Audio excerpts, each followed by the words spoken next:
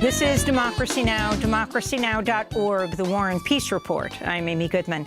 Today in this special broadcast, we begin with the words of Frederick Douglass. Born into slavery around 1818, Douglass became a key leader of the abolitionist movement. On July 5th, 1852, in Rochester, New York, he gave one of his most famous speeches, What to the Slave is the 4th of July. He was addressing the Rochester Ladies Anti-Slavery Society. This is the actor James Earl Jones reading the historic address during a performance of Howard Zinn's Voices of a People's History of the United States. This is the late, great people's historian, Howard Zinn. Frederick Douglass, once a slave, became a brilliant and powerful leader of the anti-slavery movement. In 1852, he was asked to speak in celebration of the 4th of July. Fellow citizens, pardon me, and allow me to ask, why am I called upon to speak here today? What have I, or those I represent, to do with your national independence? Are the great principles of political freedom and of natural justice embodied in that Declaration of Independence extended to us? And am I, therefore, called upon to bring our humble offering to the national altar and to confess their benefits and express devout gratitude for the blessings resulting from your independence to us? I am not included within the pale of this glorious anniversary. Your high independence only reveals the immeasurable distance between us. The blessings in which you this day rejoice are not enjoyed in common.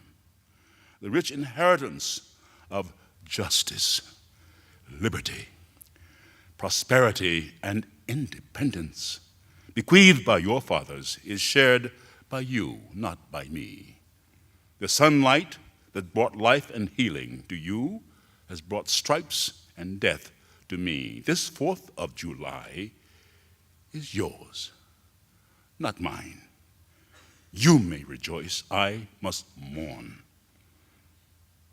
To drag a man in fetters into the grand illuminated temple of liberty and call upon him to join you in joyous anthems were inhuman mockery and sacrilegious irony.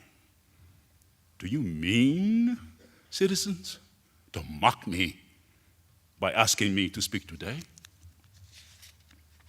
What to the American slave is your 4th of July? I answer, a day that reveals to him more than all other days of the year the gross injustice and cruelty to which he is a constant victim. To him, your celebration is a sham. Your boasted liberty, an unholy license. Your national greatness, swelling vanity. Your sounds of rejoicing are empty and heartless. Your denunciation of tyrants, brass-fronted impudence. Your shouts of liberty and equality, hollow mockery. Your prayers and hymns, your sermons and thanksgivings, with all your religious parade and solemnity, are to him mere bombast, fraud, deception, impiety, and hypocrisy, a thin veil to cover up crimes that would disgrace a nation of savages.